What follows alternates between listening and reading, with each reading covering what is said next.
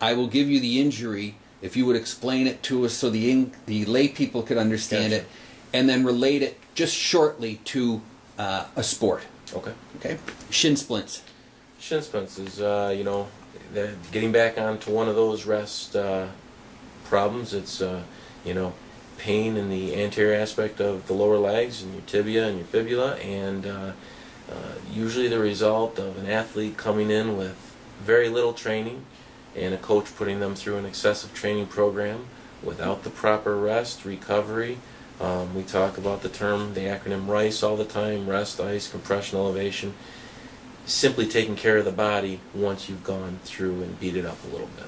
Now, is there the word splint is then a misnomer for the people? There's not actually cracks in it? No, there's not. There's many thoughts as to what shin splints are.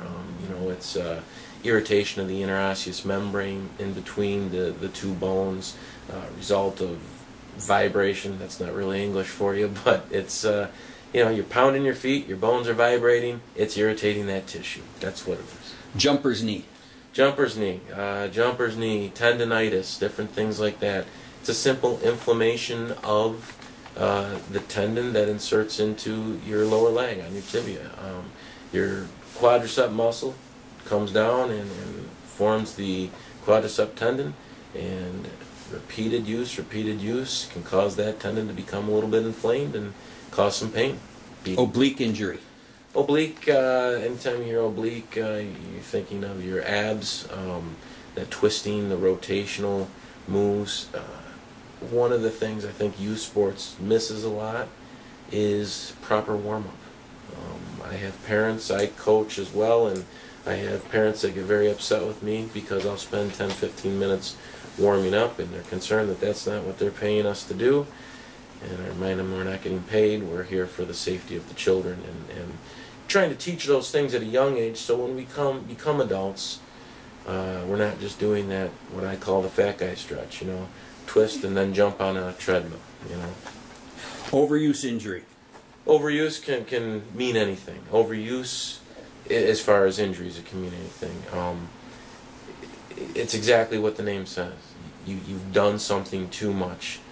You haven't allowed for proper rest, and now because you haven't allowed that proper rest, that minor irritation has turned into a major irritation. And with overuse injuries, I tend to tell the athletes, if it took you 2 weeks to get this painful, it's going to take you that long to get back, and there's no way that you can turn that around without rest. There's no shortcuts. There are no shortcuts. Repetitive use injury, even though it's very similar to overuse, people hear it, and they hear overuse one time and repetitive the other. If you just make sure that the people understand that one. Right. Repetitive use. I kind of term repetitive use as doing something incorrectly several times. A lot of people think you're just doing, throwing a ball.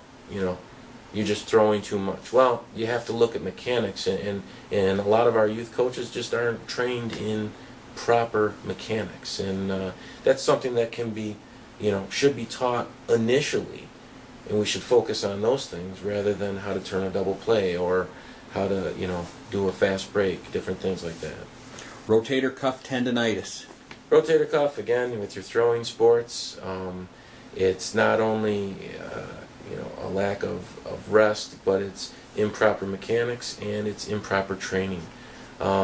We tend, as coaches, to have our athletes work on muscles that we can see, which are, all things on the front of the body. That's why, we'll work on our quads, but we won't pay a lot of attention to our hamstrings, and there has to be a good balance there, or we're going to have an ACL tear. But when we talk about rotator cuff, building that into a program for youth sports, letting them know that all sports can benefit from that.